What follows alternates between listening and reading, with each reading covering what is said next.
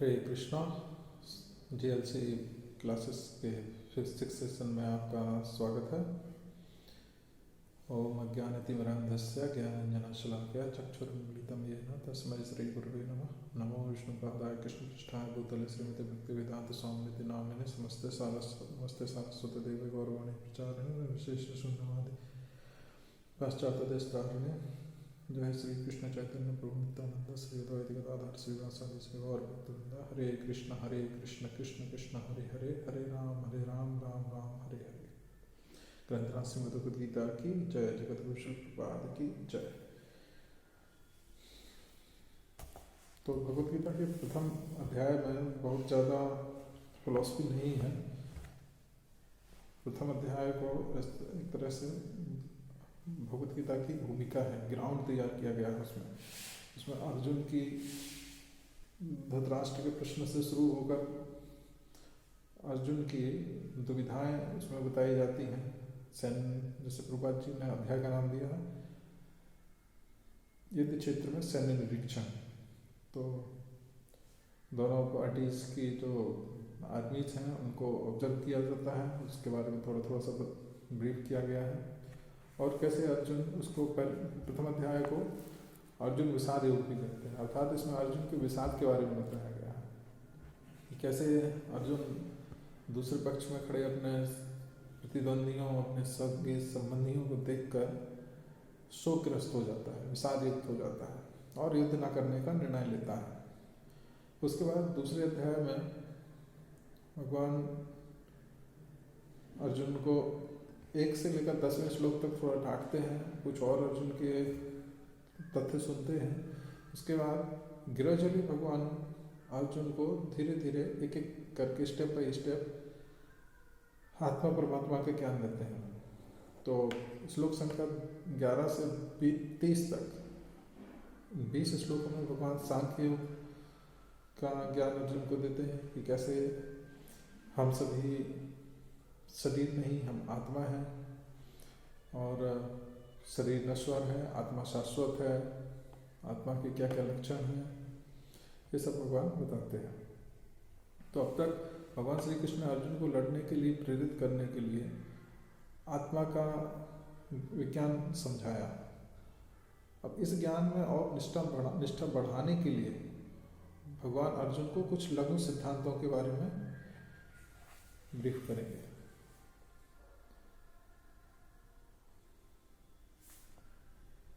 जिनको अभी हम देखें तो 31 से 37 श्लोक तक भगवान सकाम कर्म के बारे में बताएंगे कि निर्धारित कर्तव्यों का पालन करने से क्या होता है, आनंद मिलता है। उसके बाद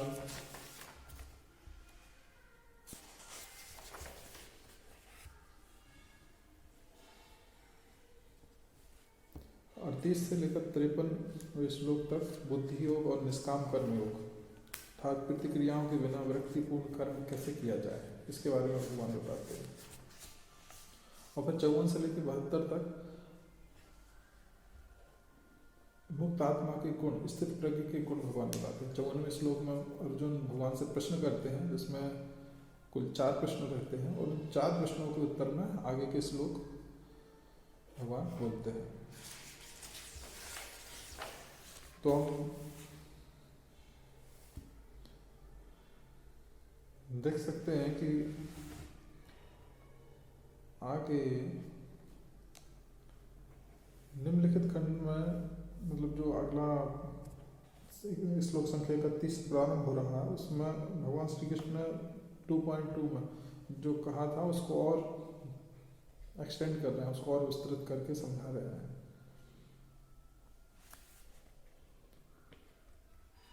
तो इसमें अर्जुन ने पहले तर्क दिया था कि वह विजयी अगर होता भी है तो उसको कोई आनंद की प्राप्ति नहीं होगी। श्लोक संख्या 31 से 35 में ये बताया जाएगा। उसके बाद कृष्ण इस तर्क के संबंध में कृष्ण कहते हैं कि यदि अर्जुन लड़ाई का धर्म निभाते हैं तो विजय या पराजय दोनों में आनंद, विजय अगर होती है तो वह पृथ्वी का भोग करेंगे और अगर पराजय होती है तो ऐसे धर्म युद्ध में अगर किसी व्यक्ति की मृत्यु हो जाती है, लड़ते लड़ते वीरगति को प्राप्त हो जाता है, तो उसको स्वर्ग की प्राप्ति होती है। तो दोनों ही दृष्टि से अर्जुन का लाभ है। तो वे युद्ध करने के लिए इस तरह अपने कर्तव्य को छोड़ने में समस्याओं पर भी चर्चा करते हैं, और इस विधि को सकाम कर्म या कर्म कांड भी कहा जाता है। तो पहले श्लोक में भगवान अपने कर्तव्य, अपने स्वधर्म के बारे में बताते हैं। स्वधर्मम अपि चावेक्षा न विकम्पितुमर्हसि धर्मादि यदाच्छेयो अन्य क्षत्रिय से न विद्यते। भगवान कहते हैं कि क्षत्रिय रूप में अपने विशिष्ट कर्तव्य के अनुसार आप, तुम्हारे लिए युद्ध करने से बेहतर कोई कार्य नहीं है, अतः संकोच मत करो, डरो मत और युद्ध करो। इसके बाद 32वें श्लोक में भगवान अपने इस कर्तव्य के अनुसार जो गंतव्य होगा, प्राप्त होगा, अर्थात स्वर्ग, उसके बारे में बताते हैं। भगवान कहते हैं कि हे पार्थ, सौभाग्यशाली क्षत्रिय वे हैं जिनके लिए इस तरह के धार्मिक युद्ध के अवसर स्वतः आते हैं, क्योंकि ये ऐसे युद्ध स्वर्ग के दरवाजे खोलते हैं। तो पूर्व वर्णित आत्मा की अमरता का सिद्धांत अनावश्यक हिंसा की अनुशंसा नहीं करता। जैसा कि हमने देखा था, प्रभुपाद जी तात्पर्य में बताते हैं कि आत्मा चूंकि अमर है, शरीर नश्वर है, आत्मा शाश्वत है, लेकिन इसका अर्थ ये नहीं है कि हम अनावश्यक हिंसा करें, क्योंकि वेदों में, शास्त्रों में हिंसा, ऐसी हिंसा वर्जित की गई है। लेकिन धर्मानुसार या धर्म की रक्षा के लिए आवश्यक हिंसा तो हिंसा नहीं होगी, वो आवश्यक है और वो हमारा कर्तव्य हो जाता है, स्पेशली किसी क्षत्रिय के लिए। तो एक क्षत्रिय के रूप में अर्जुन के अयोग्य राजाओं को खत्म करने के महान निर्णय, महान कारण के लिए कर्तव्यनिष्ठ युद्ध एक धार्मिक हिंसा है। तो एक क्या, जो अर्जुन युद्ध करने वाले हैं, जिस युद्ध को करने के लिए भगवान श्री कृष्ण अर्जुन को कहते हैं, वो हिंसा नहीं बल्कि धार्मिक कार्य है, जिसे परमेश्वर द्वारा अनुमोदित किया गया है। किसी युद्ध में मारने या मारे जाने से स्वर्ग मिलता है, नरक नहीं। तो जो धर्म युद्ध होता है, उसमें अगर धर्म की रक्षा के लिए अर्जुन लड़ते हुए वीरगति को भी प्राप्त हो जाते हैं, तब भी उनको स्वर्ग की प्राप्ति होगी। फिर अगले 33वें श्लोक में भगवान कहते हैं कि यदि आप युद्ध नहीं करते तो आपको अपनी कर्तव्यों की उपेक्षा के लिए पाप लगेगा। अभी जो पिछले श्लोकों में अर्जुन भगवान श्री कृष्ण को तर्क दे रहे थे कि अगर मैं अपने गुरु, अपने वरिष्ठ जन, अपने सम्मानीय पूजनीय लोगों की हत्या करता हूँ तो मुझे इनकी हत्या का पाप लगेगा। लेकिन भगवान कह रहे हैं कि ऐसा नहीं है। अगर तुम युद्ध नहीं करते हो तो तुम्हें अपने क्षत्रिय धर्म का निर्वाह ना करने के कारण पाप लगेगा। तो युद्ध करने से पाप नहीं लगेगा, बल्कि युद्ध ना करने से पाप लगेगा। तो कई बार अधूरे ज्ञान के कारण हमारे कॉन्सेप्ट, कुछ मिसकॉन्सेप्शन कहना चाहिए जिनको, हमारा बिलीफ सिस्टम ऐसा होता है कि हम अपने ही नियम कानून अल्प ज्ञान के आधार पर जो होते हैं उनमें उलझे रहते हैं। हम समझते हैं कि वास्तविक सत्य ये है, लेकिन वास्तविक सत्य कुछ और होता है। तो हमें अपने नैतिक धार्मिक नियमों की व्याख्या अपने मनोकल्पित विचारों के अनुसार नहीं करनी चाहिए, बल्कि शास्त्रों के अनुमोदन के आधार पर शास्त्रोक्त निर्देशों को पालन उनका करना चाहिए। फिर आगे 33वें श्लोक में भगवान अपयश क्या कहते हैं कि अपयश अर्थात की अकीर्ति। तुम योद्धा के रूप में भी अपना यश कीर्ति खो दोगे, लोग सदैव तुम्हारा अपयश का वर्णन करेंगे। सम्मानित व्यक्ति के लिए अपयश तो मृत्यु से भी बढ़कर है, युद्ध में मारा जाना ही इसलिए तुम्हारे लिए श्रेष्ठ है। तो अर्जुन की जो छवि बनी हुई है एक महान योद्धा की, इतना अर्जुन ने भगवान से पशुपात अस्त्र ग्रहण किया और भी अनेक दिव्य अस्त्र अर्जुन के पास थे और अनेक युद्ध अर्जुन ने लड़े भी। तो अर्जुन ने जो अभी तक इतना यश कमाया था, अगर अर्जुन युद्ध नहीं करते हैं, युद्ध के क्षेत्र से, मैदान से भाग जाते हैं, तो अर्जुन को अपयश की प्राप्ति होगी, अकीर्ति होगी। और एक क्षत्रिय के लिए अपयश मृत्यु से भी बढ़कर होता है। एक क्षत्रिय धर्म के लिए अपने प्राण दे देना प्रेफर करेगा, बजाय युद्ध क्षेत्र से भागकर अपयश को अपने ऊपर आरोपित करने के। तो आगे फिर भगवान 35वें और 36वें श्लोक में निंदा की बात कहते हैं कि जिन महान योद्धाओं ने आपको बहुत माना है और आपको यह सोचकर तो समझेंगे कि आपने युद्ध के मैदान को केवल डर के कारण छोड़ दिया। तो जब दोनों आर्मी खड़ी हुई हैं, अर्जुन के पक्ष से भी बहुत सारे योद्धा हैं युद्ध करने के लिए, अलग अलग क्षेत्र से अलग अलग योद्धा आए हैं। तो वे क्यों आए हैं? अर्जुन का समर्थन करने के लिए, पांडवों का समर्थन करने के लिए। लेकिन जब वे यहाँ पर देखेंगे कि हम जिसका समर्थन करने के लिए आए हैं वो स्वयं ही युद्ध के क्षेत्र, युद्ध मैदान तक आया, और यहाँ पर आने के बाद फिर उसने अपनी हथियार डाल दी और वो वापस भाग गए,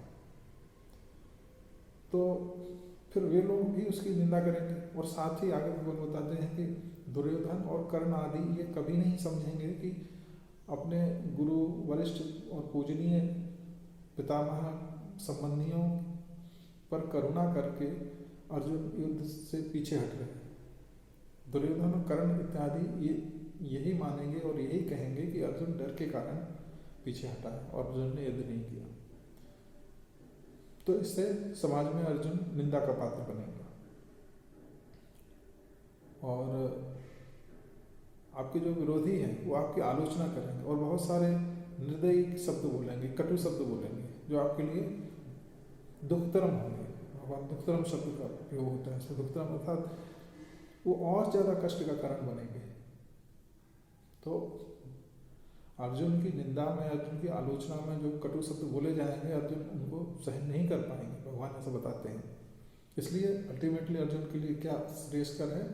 युद्ध करना चाहिए और कोई ऑप्शन ही नहीं है।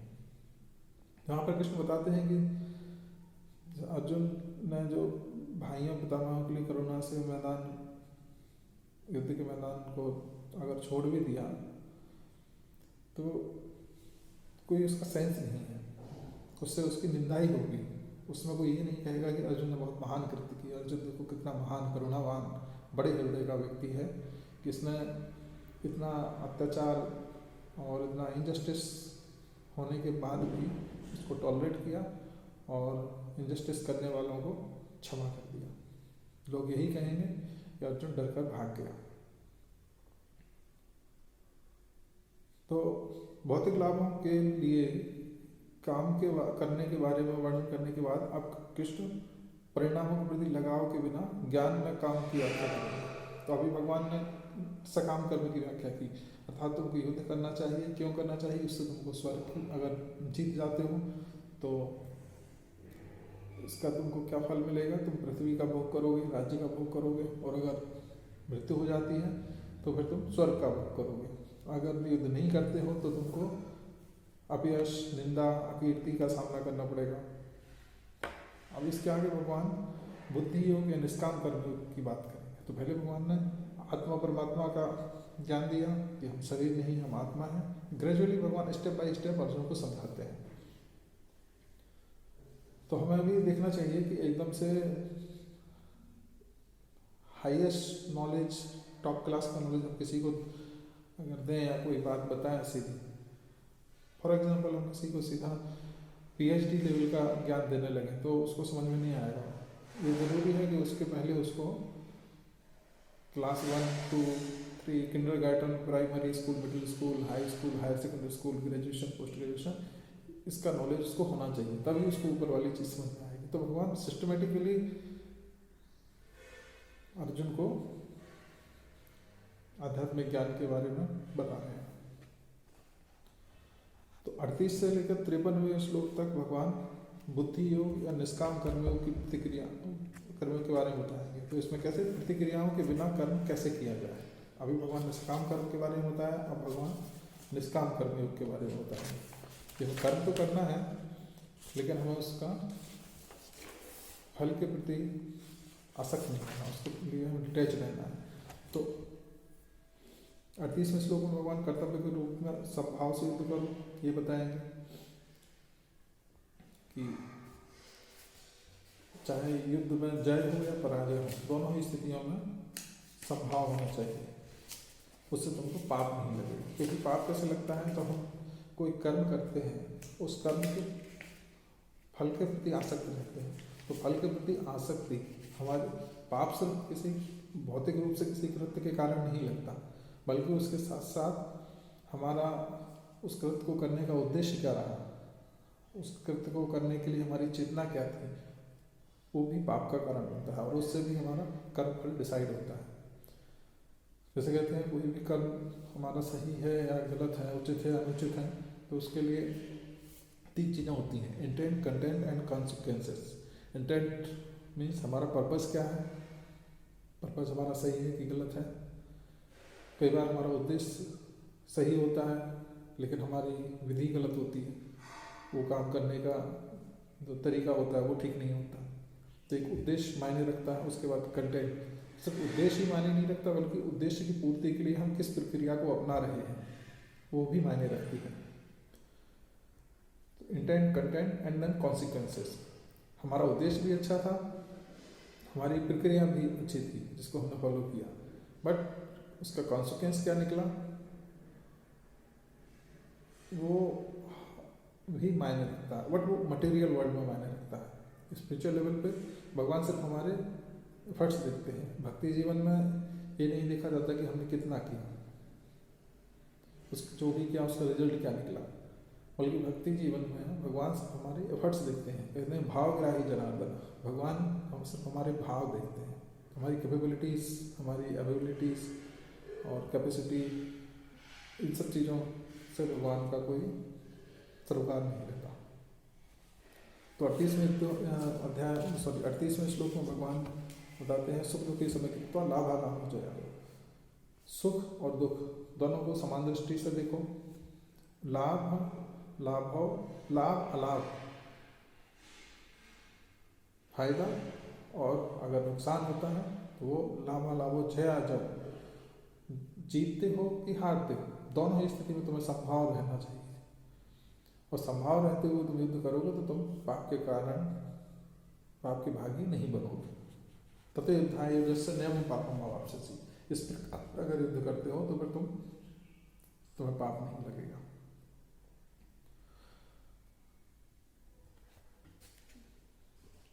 तो इसमें रूपा जी तात्पर्य में भागवतम का एक श्लोक कोट करते हैं, देवर्षि भूतात्मा नृणानाम पितृणाम न किंकरुणायम ऋणी च राजन सर्वात्मा या शरणम शरण्यम गतो मुकुंद पर्यंत गतम। शरणम शरण्यम गतो मुकुंदम पर्यंत गतम, जिसने अन्य समस्त कार्यों को त्याग कर श्री कृष्ण की शरण ली है। मुकुंद अर्थात श्री कृष्ण, भगवान श्री कृष्ण। तो ना तो किसी का ऋणी होता है। जैसे कई बार हम समाज में हमारे ऊपर बहुत सारे ऋण होते हैं, मातृ ऋण, पितृ ऋण, बहुत सारे ऋण होते हैं, क्योंकि जन्म से लेकर मृत्यु पर्यंत समाज के विभिन्न लोग हमारे लिए बहुत कुछ करते हैं। सबसे पहले तो माता पिता जिन्होंने हमें जन्म दिया, उसके बाद धात्री जिसने हमारा मतलब केयर किया, और भी बहुत सारे ऐसे ऋण होते हैं, गुरु ऋण होता है, मित्र ऋण। अगर किसी व्यक्ति ने हमारे लिए जरा सा भी कुछ भी किया है तो उसका ऋण हम पर चढ़ जाता है, हम उसके ऋणी हो जाते हैं। तो इस तरह से अनेक ऋण हमारे जीवन में हम अपने सर पर ले लेते हैं। तो इन सभी ऋणों को हमको चुकाना भी आवश्यक होता है, लेकिन व्यवहारिक रूप से संभव नहीं है कि हम सभी ऋणों को उसी जीवन में चुका दें। लेकिन इसका एक बहुत ही सरल तरीका है। कैसे सरल तरीका है? अगर भगवान श्री कृष्ण, भगवान मुकुंद की शरण ग्रहण कर लें तो हम सभी ऋणों से मुक्त हो जाते हैं। तो जिसने अन्य समस्त कार्यों को त्याग कर मुकुंद श्री कृष्ण की शरण ग्रहण कर ली है, वह ना तो किसी का ऋणी है और ना किसी का कृतज्ञ, चाहे देवता हो, साधु, सामान्य जन अथवा परिजन, मानव जाति या उसके पिता ही क्यों ना हो। तो अगर हम भगवान श्री कृष्ण की शरण ले चुके हैं तो फिर हमें अन्य किसी भी व्यक्ति, किसी भी देवी देवता के प्रति कृतज्ञ होकर और एक ऋणी रहने के भाव को रखने की आवश्यकता नहीं है, क्योंकि हमारे सारे ऋण समाप्त हो जाएंगे सिर्फ भगवान श्री कृष्ण की शरण लेने मात्र से। तो फिर 39वें और 40वें श्लोक में भगवान बुद्धि योग की बात करते हैं कि इस योग में कोई नुकसान नहीं। जैसा कि भगवान अर्जुन ने पहले अध्याय में ही 36वें 37वें 38वें श्लोक में बताया था कि अपने कर्म की प्रतिक्रिया, युद्ध करने की प्रतिक्रियाओं से होने वाले पाप के कारण युद्ध करने से बचना चाहते हैं। लेकिन कृष्ण ने पहले ही बता दिया दूसरे अध्याय के 33वें श्लोक में कि अगर तुम अपने कर्तव्य से बचने का प्रयास करते हो तब तुमको पाप लगेगा, अगर युद्ध करते हो कर्तव्य समझकर तो फिर तुमको पाप नहीं लगेगा। तो उसके आगे फिर भगवान कृष्ण बताएंगे कि व्यक्ति फल से विरक्त होकर कर्तव्य की सभी प्रतिक्रियाओं से कैसे बच सकता है। तो जैसे हम कहते हैं ना, each and every action has a reaction, तो रिएक्शन से कैसे बचा जाए, तो उसका सबसे अच्छा तरीका है बुद्धि योग से कर्म करना, जिसका विवरण अभी भगवान करने वाले हैं, वर्णन करने वाले हैं। तो अर्जुन को लड़ने के लिए प्रेरित करने के लिए भगवान ने पहले अर्जुन को सांख्य दर्शन का ज्ञान दिया, दूसरे अध्याय के 11वें से लेकर 30वें श्लोक तक। फिर कर्म या कार्य करने को समझाया 31वें से लेकर 37 तक। अब 38वें श्लोक से भगवान अर्जुन को ज्ञान और वैराग्य के साथ भगवान को अर्पित करके कर्म करने को कहते हैं। और इस प्रक्रिया को संक्षेप में निष्काम कर्म या कर्मयोग भी कहा जाता है। तो 38वें श्लोक में भगवान बताते हैं कर्तव्य के रूप में युद्ध करो, कर्तव्य के रूप में युद्ध करो अर्थात ये तुम्हारी ड्यूटी है। और द्वंद्व के प्रति संभाव रखो, द्वंद्व अर्थात सुख दुख के समकृत्व, सुख और दुख दोनों को समान जानकर, लाभालाभ हो जय अजय, अगर युद्ध में विजय प्राप्त होती है अथवा पराजय प्राप्त होती है, दोनों स्थिति में संभाव रहना है। ततो युद्धाय युजस्व नैवं पापम वाप्स्यसि, अगर इस तरह से इस मनोभाव से, इस मनोदशा से तुम युद्ध करते हो तो नैवं पापम वाप्स्यसि, इस तरह से तुमको किसी भी प्रकार का पाप नहीं लगेगा। फिर 39वें श्लोक में भगवान बुद्धि योग के बारे में बताते हैं और कहते हैं कि अब तक मैंने तुमको शरीर और आत्मा का एक विश्लेषणात्मक विवरण दिया है, अब बुद्धि योग के बारे में सुनो। बुद्धि योग क्या है? अपने कर्म के साथ साथ बुद्धि को उसमें संलग्न करना। और बुद्धि को संलग्न करने का वास्तविक तात्पर्य क्या है? सोच कर, समझ कर, दिमाग से कुछ कर्म करना। कैसे कर्म करना? दिमाग से कर्म करने का भी तात्पर्य ये है कि जब हम कोई कर्म करते हैं तो कर्म हमें अपना उसको कर्तव्य समझ कर करना चाहिए, किंतु उसके फल के प्रति हमें आसक्त नहीं रहना है। बुद्धि हमें कहाँ लगानी है? उटपटांग काम करने के लिए या अपने लाभ के लिए, भौतिक लाभ के लिए यहाँ वहाँ हाथ पैर मारने में और बहुत ज़्यादा प्रयास करने में बुद्धि नहीं लगानी। बुद्धि इस बात में लगानी है कि शास्त्रों में निर्देश चूंकि दिए गए हैं कि हमें अपने कर्म अपने नित्य स्वभाव और अपने कर्तव्य के अनुसार करने हैं और उसका जो फल है उससे हमें आसक्त नहीं रहना है।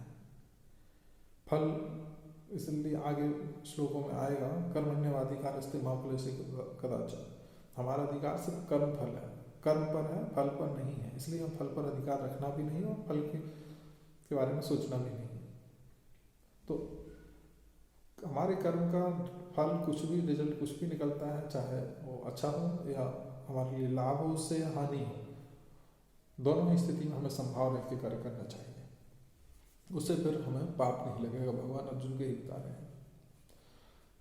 तो अब आगे भगवान बुद्धि योग के बारे में बता रहे हैं। ये कर्म योग और भक्ति योग दोनों का एक मिश्रण है, दोनों को इंगित करता है। कैसे? कर्म योग के बारे में तो भगवान ने बताया जैसे कि अपने स्वभाव के अनुसार जो हमारे निर्धारित कर्म हैं उनको बिना किसी आसक्ति के कर्तव्य समझकर कर्म करना चाहिए। लेकिन उसमें हम बुद्धि और थोड़ा सा लगाएं, समझदारी दिखाएं, शास्त्रों के अनुसार हम कर्म करें। शास्त्रों में जो बताया गया, शास्त्रों का जो सार है वो है कि हमारे जो भी कर्म है वो सब भगवान को समर्पित रहने चाहिए। तो भगवान आगे भगवद गीता में ही कहते हैं, यत् करोषि यत् स्नासि यत् जुहोसि ददासि यत् तपस्यसि कौन्तेय तत्कुरुष्व मदर्पणम्। यत् करोषि यत् अश्नासि, जो भी करते हो, जो भी खाते हो, जो देते हो, दान देते हो, तपस्या करते हो, कुछ भी करते हो, वो सारे काम मुझे समर्पित करते हुए करो। तो इस तरह से फिर वो भक्ति योग बन जाता है। जैसा कि आगे 10वें अध्याय के 10वें श्लोक और 18वें अध्याय के 57वें श्लोक में भगवान बताते हैं। तो बुद्धि योग शब्द केवल सर्वोच्च भगवान के लिए भक्ति को इंगित करता है। तो बुद्धि योग वास्तव में क्या है? जो बुद्धि योग था, जो योग या जो कार्य बुद्धिमान व्यक्ति करता है। तो बुद्धिमान व्यक्ति वास्तव में क्या करेगा? संसार में फंसने का कार्य नहीं करेगा। वो बुद्धिमान व्यक्ति समझेगा कि हमारे जो भी कार्य हैं शास्त्रों का सार यही है कि वो भगवान को समर्पित होने चाहिए, उनका फल सब कुछ भगवान को ही समर्पित होने चाहिए। तो इस मनोभाव में, इस मनोदशा में अगर व्यक्ति कार्य करता है तो वो सारे पापों से स्वतः ही मुक्त हो जाता है। अब 40वें श्लोक में भगवान बताते हैं कि इसी योग में कोई नुकसान नहीं है। नेहाभि कर्मनाशो अस्ति पित्तवायो न विद्यते स्वल्पमप्यस्य धर्मस्य त्रायते महतो भयात्। अर्थात इस प्रयास में कोई नुकसान या कोई कमी नहीं है, कोई नुकसान नहीं होता। स्व अल्पस्य धर्मस्य, इस रास्ते पर अगर थोड़ी सी भी हम उन्नति करते हैं तो सबसे भयानक प्रकार के भय से भी ये हमारी रक्षा कर सकता है, करता है। तो इसमें रूपाल जी तात्पर्य में श्रीमद् भागवत का एक श्लोक कोट करते हैं। त्यक्त्वा स्वधर्मं च नाम भजन हरेर भजन पक्वाथ पति ततो यदि यत्र क्वा वाद भद्र उदमुस्य किम को वार्थ आप तो अभजताम स्वधर्मता। आप तो अभजताम स्वधर्मता। यदि कोई अपना कार्य, अपना धर्म छोड़कर कृष्ण भावनामृत में काम करता है और फिर काम पूरा ना होने के कारण नीचे गिर जाता है तो उसमें उसको क्या हानि? इसमें कोई उसको हानि नहीं होती, कोई नुकसान नहीं है। और यदि कोई अपने भौतिक कार्यों को पूरा करता है और इससे उसको क्या लाभ? अथवा जैसा कि ईसाई कहते हैं, यदि कोई अपनी शाश्वत आत्मा को खोकर संपूर्ण जगत पा ले तो मनुष्य को इससे क्या लाभ होगा? अर्थात मान लीजिए हम पूरा कर्मकांडी स्क्रिप्चर्स के अकॉर्डिंग सब कुछ अपने सारे कर्म करते भी हैं, सब कुछ करते हैं, पूरा भौतिक सृष्टि का लाभ हमको मिल भी जाता है, तब भी उससे क्या लाभ? वास्तव में वो हमारे लिए किसी काम का नहीं है। और अगर हम भगवान की भक्ति करते हैं और उसके बाद हमें भौतिक रूप से देखा जाए बहुत ज़्यादा कुछ नहीं भी मिल पाता है तो वो ज़्यादा श्रेयस्कर है। फिर आगे 41 से 46वें श्लोक में भगवान व्यवसात्मिका बुद्धि और वैदिक कर्मकांड के बारे में बताते हैं। 41वें श्लोक में भगवान कहते हैं व्यवसात्मिका बुद्धि एके कुरुनंदन, जिनके पास एकाग्र बुद्धि है वे प्रयोजन में दृढ़ हैं और उनका उद्देश्य एक है, हे कुरुनंदन। तो अर्जुन को भगवान यहाँ पे कुरुनंदन कह रहे हैं। तो टेक्निकली देखा जाए तो पांडव और कौरव, दुर्योधन और पांडव दोनों ही कौरव हैं, दोनों, क्योंकि दोनों ही कुरुवंश से हैं।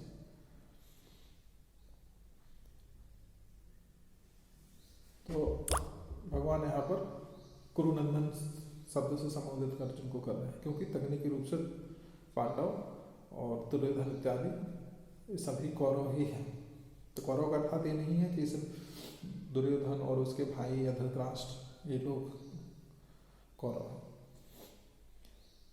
बहुशाखा अनंताश्च बुद्धयो व्यवसायिनम, जो दृढ़ प्रतिज्ञ हैं उनकी बुद्धि अनेक शाखाओं में विभक्त रहती है। जो दृढ़ प्रतिज्ञ नहीं है उनकी बुद्धि अनेक शाखाओं में विभक्त रहती है।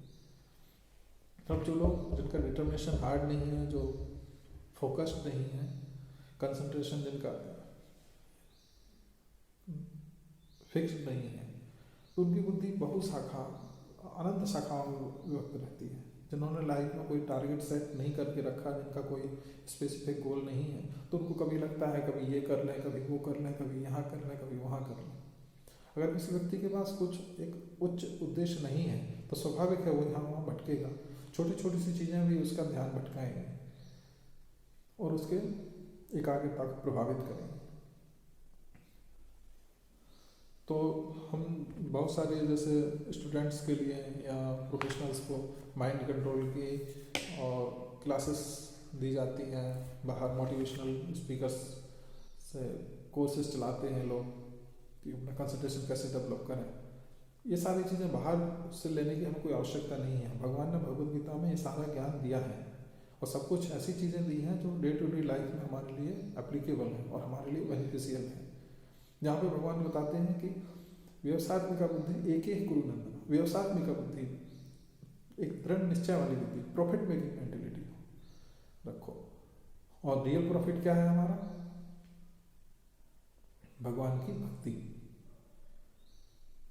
तो बहुशाखा ही अनंताश्च बुद्धेव अव्यवसायिनम, जो अव्यवसायिनम जिनकी पास कोई निश्चित उद्देश्य नहीं होता है तो उनकी बुद्धि यहाँ भटकती रहती है। इस तरह से कार्य मत करो।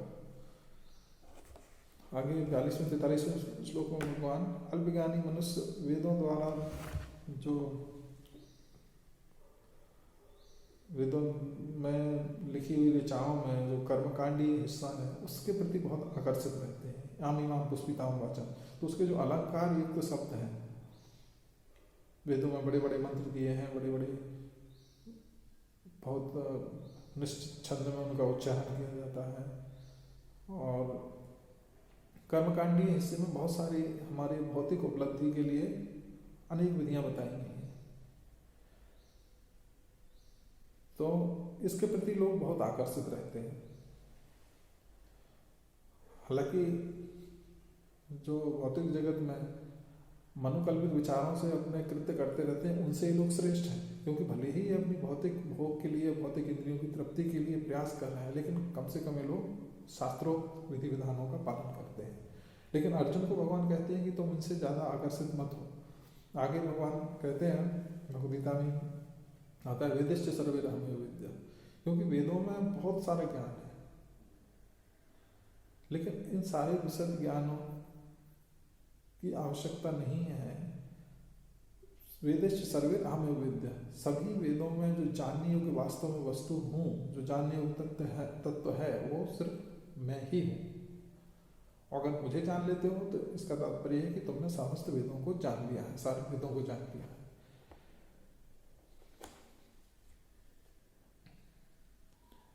तो यहाँ अल्पज्ञानी मनुष्य वेद वार्ता वेदों में जो वार्तालाप किया गया है और उन अलंकारिक शब्द या अमीमाम पुष्पिताम वाचन के प्रति अत्यधिक आसक्त रहते हैं, जो स्वर्ग की प्राप्ति, अच्छे जन, शक्ति और धन संपत्ति इत्यादि के प्रति बहुत आसक्त होते हैं और उनके लिए विविध सकाम कर्म करने की संस्तुति करते हैं। तो इंद्रिय तृप्ति, भोग तथा ऐश्वर्य में जीवन की अभिलाषा के कारण भी कहते हैं कि इससे बढ़कर और कुछ नहीं। तो भगवान का कहने का तात्पर्य यहाँ पर यह है कि कोई व्यक्ति भोग और ऐश्वर्य से प्रभावित है, उसके प्रति आसक्त है, उनमें लिप्त है, वो एकाग्र बुद्धि नहीं रख सकता। एकाग्र बुद्धि वही व्यक्ति रख सकता है जो आध्यात्म के स्तर पर सोचता है, क्योंकि भौतिक भोगों की कोई सीमा नहीं है। भौतिक भोग अनंत है और जितना हम इनको भोगने का प्रयास करते हैं, इनको भोगने की उत्कंठा नित्य प्रति हमारे मन में और ज़्यादा बढ़ती जाती है। तो बहुत ज़्यादा मटेरियलिस्टिक लोग, बहुत एकाग्र बुद्धि वाले, फोकस्ड माइंड नहीं हो सकते, फिक्स्ड अप नहीं हो पाते हैं। कभी यहाँ उनका ध्यान भटकता है, कभी वहाँ उनका ध्यान भटकता है। तो आगे 44वें श्लोक में भगवान बताते हैं एकाग्र बुद्धि के लिए बाधाएं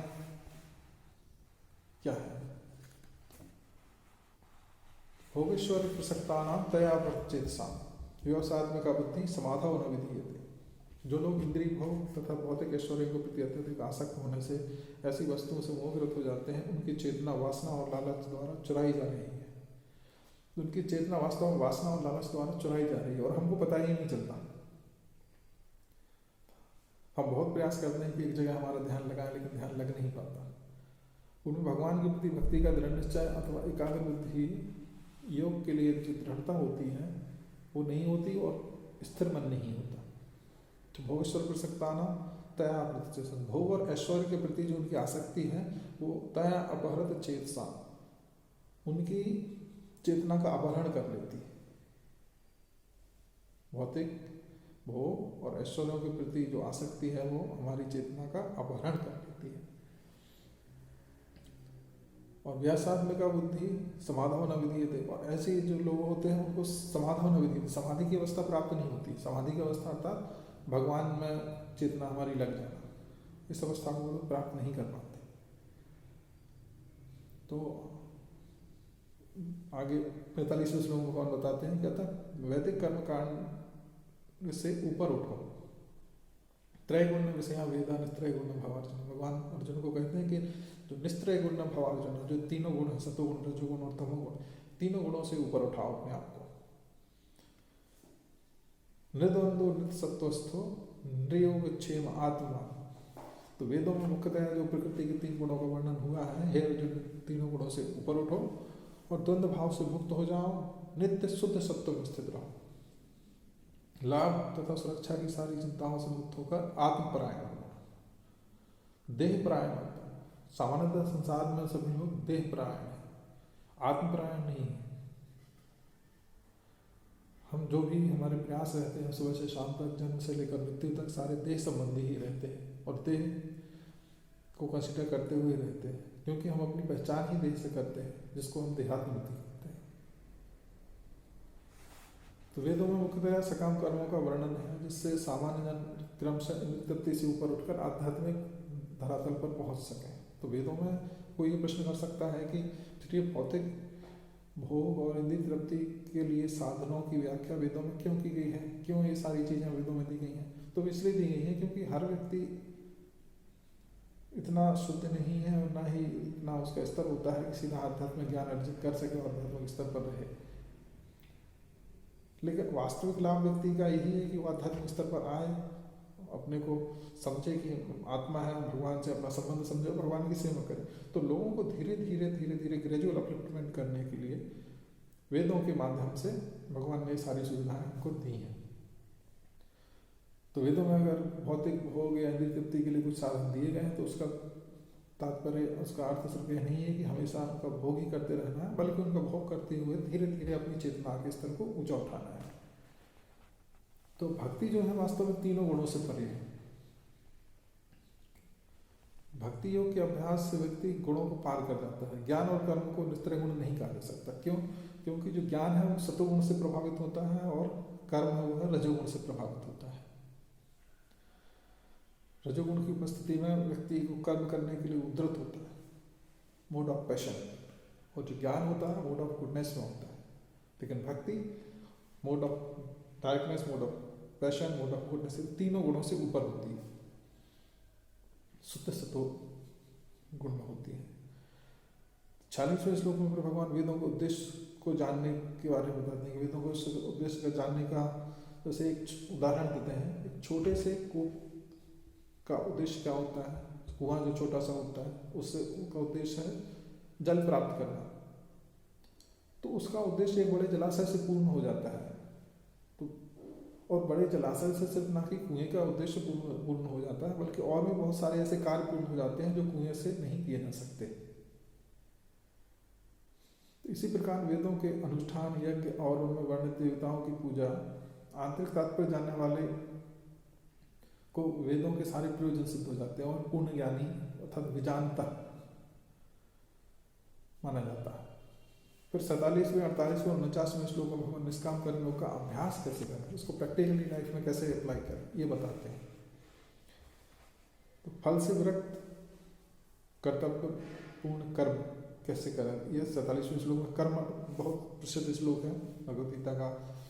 कर्माणि एव अधिकारस्ते मा फलेषु कदाचन माँ कर्म फल हेतुर्भूर माते संगोस्त कर्मणि।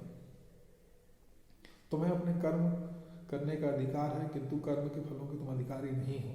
तुम ना तो कभी अपने आप को अपने कर्मों के फल का कारण मानो कर्म फल की इच्छा करके, और ना ही कर्म करने में कभी आसक्त हो, यह सोचकर कि परिणाम तुम्हारे नहीं है, अथवा परिणामों के बंधन से भयभीत होकर कर्म नहीं करना चाहिए। तो ये बहुत ही प्रसिद्ध श्लोक है भगवद गीता का, और इसका मिसइंटरप्रिटेशन भी बहुत ज़्यादा होता है। लोग कहते हैं कर्म करो, फल की चिंता मत करो, do your action and don't desire for the result. तो ऐसा नहीं है कि do your action and don't desire for the result, क्योंकि अगर हम फल की इच्छा नहीं करेंगे तो फिर हम कर्म ठीक से नहीं कर पाएंगे। जो ड्राइविंग फैक्टर होता है वो फल ही तो होता है व्यक्ति को जो कर्म करने के लिए प्रेरित करता है या ठीक से कर्म करने के लिए प्रेरित करता है। अगर हम फल की चिंता नहीं करेंगे तो फिर वो लापरवाही हो जाएगी, फिर वो वैराग्य नहीं रहेगा। दैट इज नॉट रिनाउंसमेंट, बल्कि वो केयरलेसनेस हो जाएगी। तो फिर इसको कैसे समझा जाए? जैसे भगवान इसमें कहते हैं कर्माणि ये अधिकारस्ते माँ फलेषु कदाचन। तो कर्माणि ये अधिकारस्ते, कर्मों पर तुम्हारा अधिकार है। कर्माणि ये अधिकारस्ते कर्मण्येव अधिकारस्ते माँ फलेषु कदाचन। फलों पर तुम्हारा अधिकार नहीं है, लेकिन फलों पर तुम्हारा अधिकार नहीं है इसका तात्पर्य नहीं है कि तुम लापरवाही करो। इसका हम एक उदाहरण इस तरह से समझ सकते हैं, जैसे बैंक में कैशियर है, सुबह से शाम तक करोड़ों रुपए का ट्रांजैक्शन वो करता है और पूर्ण सतर्कता के साथ करता है, सचेत होकर करता है और पूरे मन लगा कर करता है। लेकिन साथ ही जब वो करोड़ों रुपए का ट्रांजैक्शन करता है, करोड़ों रुपए काउंट करता है, गिनता है, तो ये भी जानता है कि ये पैसे मेरे लिए नहीं है, ये पैसा मेरा नहीं है। तो ये जानता है कि ये पैसा मेरा नहीं है, फिर भी अपने कर्तव्य को पूर्ण निष्ठा के साथ पूर्ण मन लगाकर करता है। तो हमें ये समझना है इसके वास्तविक तात्पर्य कि हमारा कर्म पर अधिकार है, कर्म हमें करना है, लेकिन उसके फल पर हमारा अधिकार नहीं, उस पर अधिकार नहीं जताना है। फल पर वो भगवान को समर्पित रहेगा, चाहे कुछ भी फल मिले। इसका तात्पर्य बिल्कुल भी नहीं है कि हमें फल की बिल्कुल चिंता नहीं करनी है, सिर्फ कर्म करते जाओ। तो ऐसा नहीं है।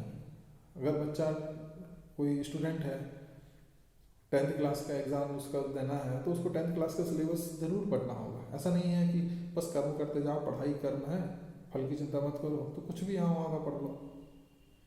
यहाँ वहाँ का पढ़ना वो एक एक्स्ट्रा करिकुलर एक्टिविटी होगी, बट उसको अपना सिलेबस पहले पढ़ना होगा।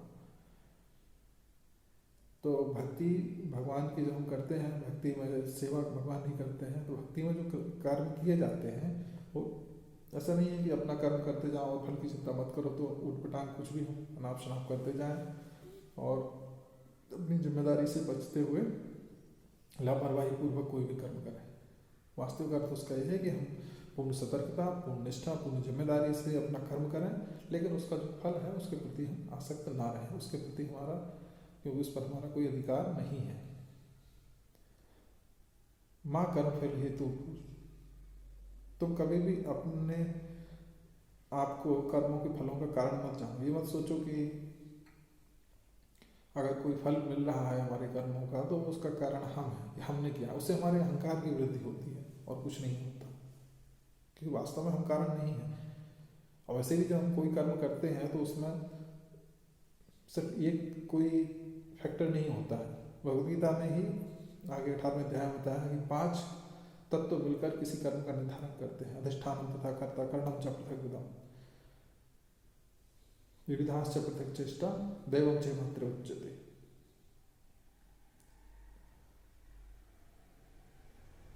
देवम च मात्र पंचमम।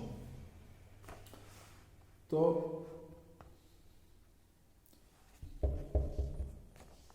कर्म हमें इस तरह से करना चाहिए कि उनके फलों से आसक्त नहीं रहना चाहिए, बल्कि भगवान को समर्पित करते हुए कर्म करना चाहिए। इसके आगे और भी भगवान बताएंगे कर्म क्या है, विकर्म क्या है, अकर्म क्या है, फिर योग में समानता क्या है, फिर बुद्धि योग में कार्य करने से फिर हमें लाभ क्या होते हैं, वो हम अगली कक्षा में देखेंगे। हरे कृष्णा। कृष्ण से मधुर गीता की जय। जगत गुरु शिव प्रभुपाद की जय।